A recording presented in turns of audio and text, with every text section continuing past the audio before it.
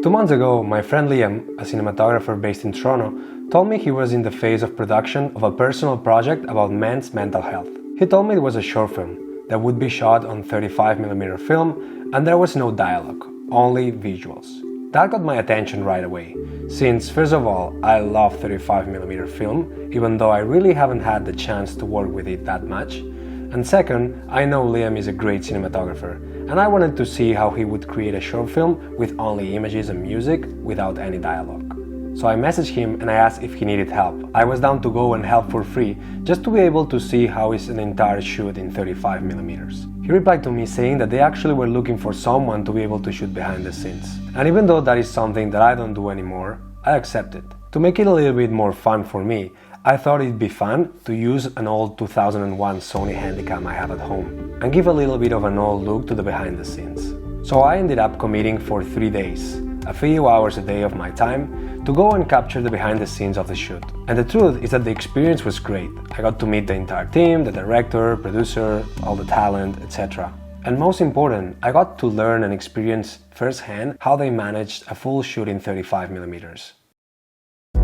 Hi, my name is Haro, and for those who don't know me, I'm a filmmaker, video editor, and colorist. In today's video, I want to talk about something that I consider is very important in the creative industry, and that is the importance of working for free. First of all, just to put things in context, I have shot and directed commercials myself, so no, doing behind the scenes is not something I do. When I started my career, I did some behind the scenes gigs, but that was it. That being said, you might be wondering, so why would you go and work 3 days for free when you could actually be home doing something else and make money while you do it? Well, the answer to this question is precisely the point of this video. That's why I want to give you a bunch of reasons why I think everyone should work for free, even though when they already have paid jobs.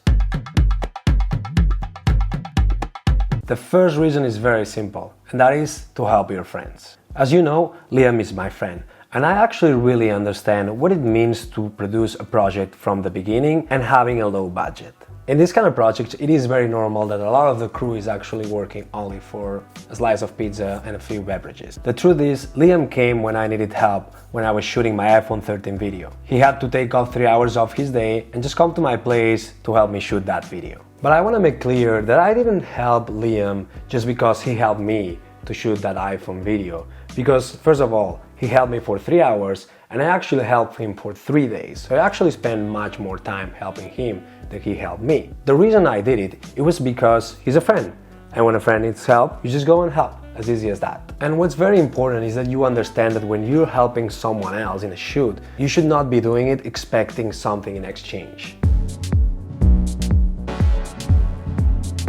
The main reason I accepted to work for free in this job, it was because I wanted to see and learn about 35mm film. I had a personal interest in learning things like how to load a magazine, how to properly expose, or how to set up a monitor when you're shooting in 35. It is important that if you work for free, there is something that you have an interest in.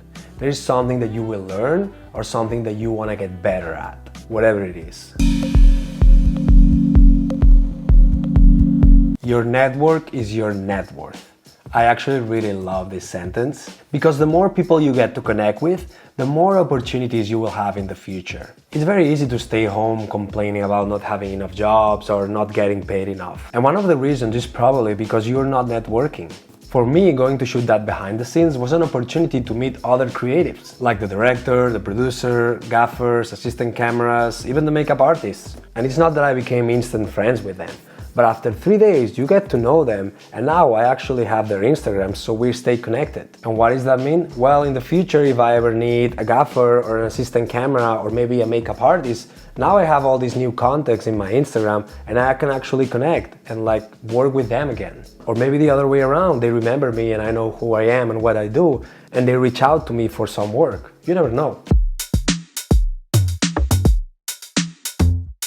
The next reason why I think you should work for free is not technically a reason, but it's something that I want you to understand. Because some of you might be thinking, well, Mauri, I work 10 hours a day and I don't have a single minute to go and work for free like you do. You're a freelancer, so you have your own time and you can manage to go and work for free. Well, I understand that, but let me ask you a question. Do you watch Netflix? Do you play video games? Do you spend hours and hours scrolling through Instagram? Well, if the answer is yes, that means you have time to work for free. And if you literally don't have a single minute available for free in your day, then what you should do is try to figure out how can you get some free time so you can actually go and work for free. And yes, I know it sounds crazy, but this is the way to do it. And not only figuring out how to get more free time, but maybe you should figure out how to make more money with the time you're working right now so you get more free time.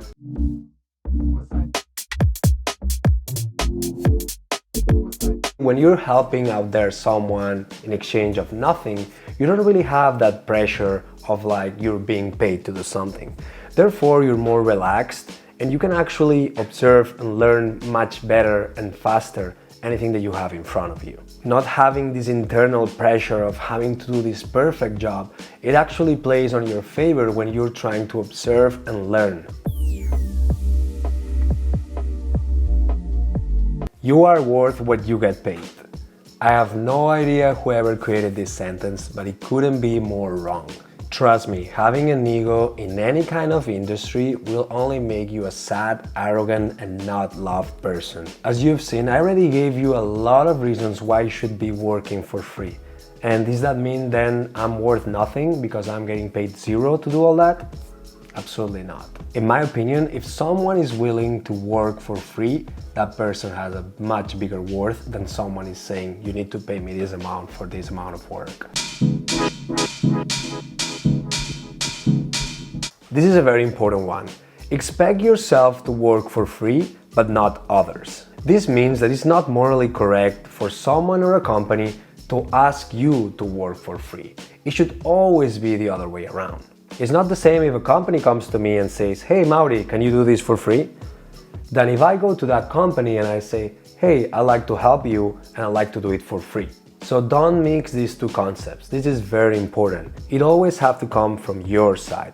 Don't let anyone tell you that you have to work for free. And these are the main reasons I think everyone should work for free, especially in the filmmaking industry. Remember that whoever gives more has the leverage. Networking and connecting with people is the most valuable currency out there. And please forget about egos and insecurities. Just go out there and be kind to everyone. Do you think I care that I actually shot and directed commercials and I went and did that behind the scenes for free? Of course not. Because having an ego is the worst thing you can have in this industry. So stay humble. And please go check out the final result of Wake short film. Wake is a fictional drama about the aftermath of a man's experience of losing his wife and soon-to-be daughter. The short film is an opportunity to extend the understanding and empathy towards others suffering with grief. Besides the great story, Liam really did a great job when it comes to using natural lighting and 35mm film.